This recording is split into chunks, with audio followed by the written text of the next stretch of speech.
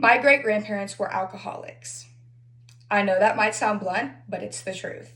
I never really knew them growing up because of their active addiction that they were in until they died.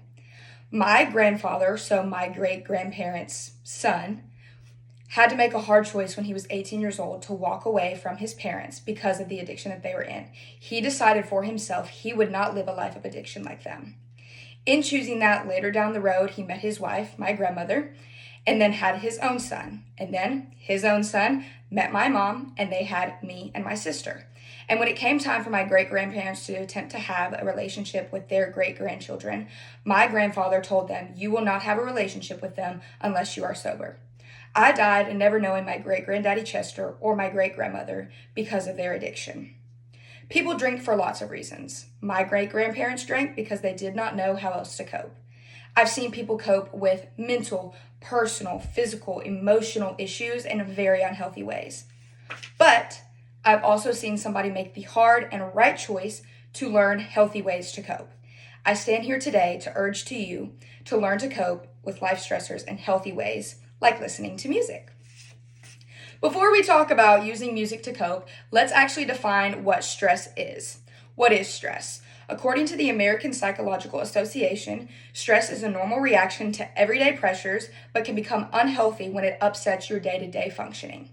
Stress is a problem we face every single day, whether it's due to outside pressures, whether it's due to work pressures or educational pressures or just personal issues in your own life. We all deal with stress. The way people cope with their stress affects them immensely. According to one of my sources, Smart More Americans Using Unhealthy Coping Mechanisms, 77% of Americans use unhealthy habits to deal with stress daily, even though they are aware that their habits are unhealthy and dangerous to their well-being. Isn't that crazy? For some, these unhealthy habits unfortunately might be addiction to alcohol and or drugs.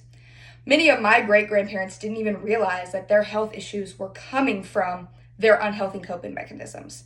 They didn't understand that what they thought was helping them cope was slowly killing them.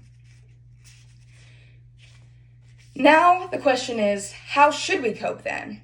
The answer, music therapy. Music therapy has been proven to be a healthy way to cope with stress.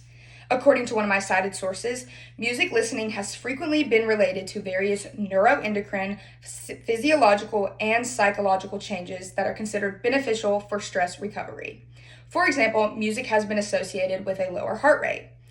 AKA, the science backs up that music can work as a form of therapy.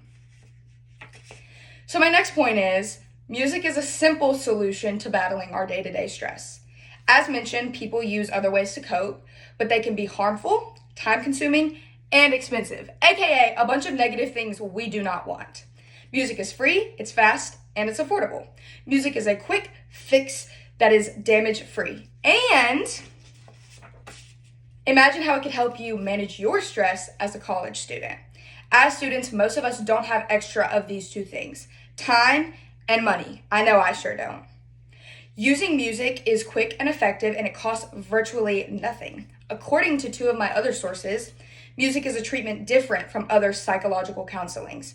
It does not seek to correct the personality or serious illness of a person, but mainly solves the immediate practical problems. And my other source states that college students encounter numerous stressors, which I'm sure we know.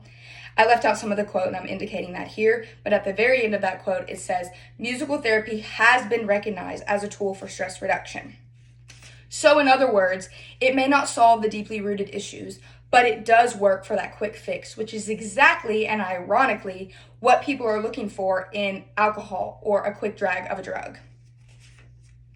In conclusion, music is much more beneficial to use to cope than toxic habits. Obviously, music cannot fix everything. It would be so cool if it could, and sometimes, momentarily, it feels like it does. But research shows that it works, so why not try it? If I could have gotten to know my great-grandparents, I would have loved to. But unfortunately, addiction took that opportunity away from me. Please do not let addiction and or unhealthy, toxic habits take anything away from you. Thank you so much for your time. If you have any questions, please feel free to comment them down below.